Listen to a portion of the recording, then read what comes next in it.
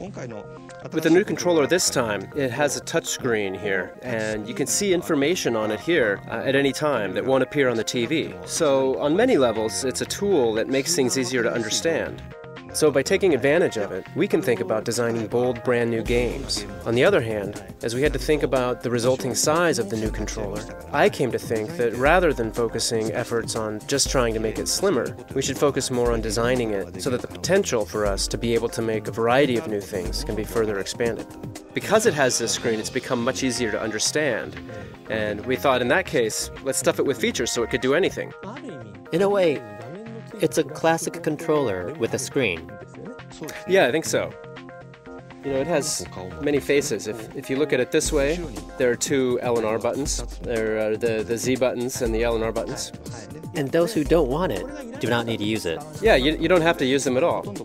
You can hold it this way or this way and mostly use the touchscreen. And here around the bottom of the screen, it has the same layout as the Nintendo 3DS.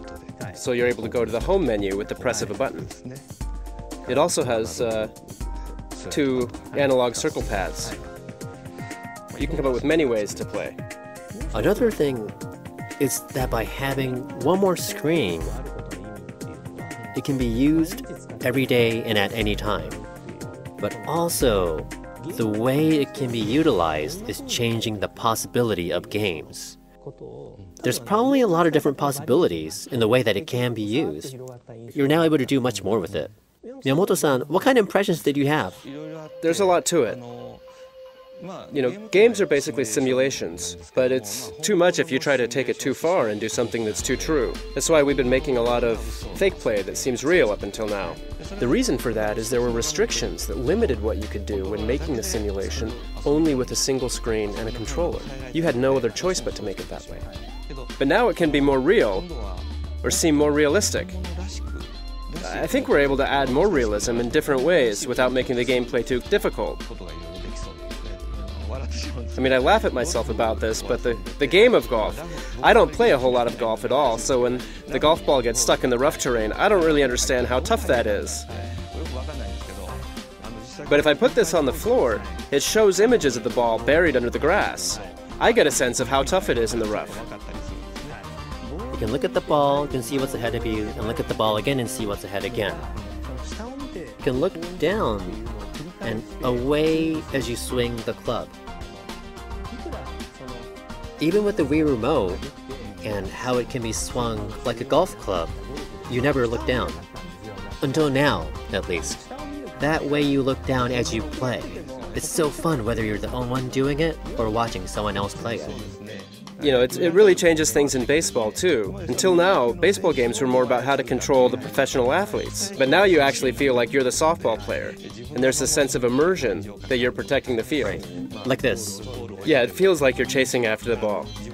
So you can run really fast to catch a ball and feel as if you just made a play of the day. So in that sense, you can now play in more of a simulation mindset. When you play alone, you probably would be able to just play with a new controller without having to play on the TV. I think so. We can make games that you play only in the palm of your hands, even when something else is on TV.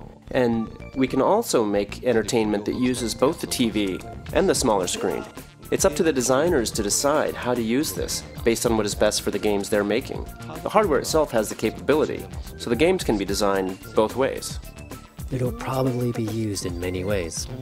I think so. More than anything, I'm really looking forward to new styles of play in ways we haven't thought of yet.